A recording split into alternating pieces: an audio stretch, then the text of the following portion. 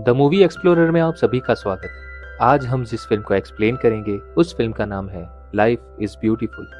ये कहानी है ग्विडो की, जो मेहनती, होशियार और जिंदगी को खुलकर जीने वाला एक अलबेला इंसान है। अपनी हाजिर जवाबी और मजाकिया अंदाज से ग्विडो किसी का भी दिल जीतने में माहिर है।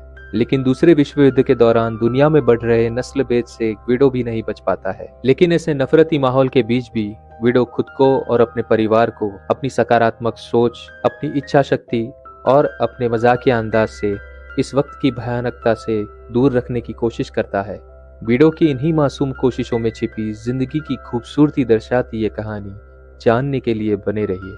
इस कहानी की शुरुआत होती है 1939 अरेजो, इटली से, जहां ग्विडो अपने दोस्त फेरोचियो की कार में बैठकर गांव से शहर की तरफ काम की तलाश में जा रहा है। तभी अचानक उनकी कार की ब्रेक्स फेल हो जाती है और उनकी गाड़ी रास्ते से नीचे उतर जाती है और उनकी गाड़ी ढलान से उतरकर इटली के तानाशाह मुसोलिनी के किसी बड़े अफसर के काफिले में घुस जाती है, जिससे कुछ ही आगे इस काफिले का स्वागत करने के लिए लोगों की भीड़ जमा है। ये देख ग्विडो हाथ से इशारा करके सबको रास्ते से हटने को कहता है, लेकिन वो भीड़ ग्विडो को अफसर समझकर उसे हेल करने लगती है। ग्विडो ये सब देख कुछ समझ नहीं पाता है। तभी अफसर का काफिला वहां पर आकर रुकता है और भीड़ में सभी लोग एक दूसरे का चेहरा देखने लगते हैं। इसके बाद ग्विडो और फेरोचियो रास्ते में रुककर अपनी गाड़ी की ब्रेक्स ठीक कर रहे होते हैं। तभी वहां पास के ही मकान में जाकर ग्विडो एक छोटी बच्ची से मिलता है, जिसे वो अपनी पहचान एक शहजादे के तौर पर बताता है। ग्विडो जब वहां से जा ही रहा होता है, तभी एक खूबसूरत लड़की उसकी गोद में आकर गिरती है। इस लड़की का नाम डोरा है। ग्विडो इस लड़की के साथ बिल्कुल शहजादे की तरह पेश आता है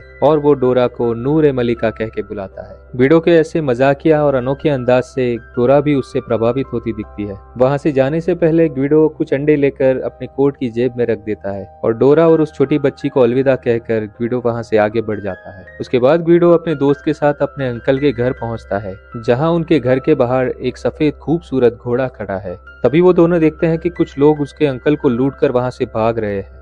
वो दोनों घर के भीतर जाकर अपने अंकल को संभालते हैं। तब उसके अंकल उसे बताते हैं कि ये अब रोज की बात हो चुकी है और वो अब इनके आदी हो चुके हैं। अंकल लियो के घर को देखकर पता चलता है कि वो एक कला प्रेमी है। अंकल लियो शहर के एक बड़े होटल में हेड शेफ है और वो अपनी घर की चाबी उन दोनों को देकर अपने काम पर चले जाते हैं। अगले दिन काम की तलाश में ग्विडो और फेरोचियो शहर की तरफ जाते हैं। तभी वहाँ एक बंदा उसकी वाइफ मैरी को चाबी नीचे फेंकने के लिए कहता है और वो तुरंत ही चाबी नीचे फेंक देती है, जो चाबी ग्विडो के कुछ ही इंच दूर आकर गिरती है। इसके बाद वो दोनों एक फर्नीचर की दुकान में जाते हैं, जहाँ फेरोचियो को काम मिल गया है, जहाँ ग्विडो को उस दुकान के मालिक की हैट पसंद आ जाती है और वो अपनी हैट से उसकी हैट की अदला बदली करता है। वो उससे अपनी टोपी वापस ले लेता है, लेकिन जब उसका ध्यान फेरोचियो पर होता है, तब ग्विडो एक बार फिर से हैट की अदला बदली करके वहां से भाग जाता है। इसके बाद ग्विडो एक सरकारी दफ्तर में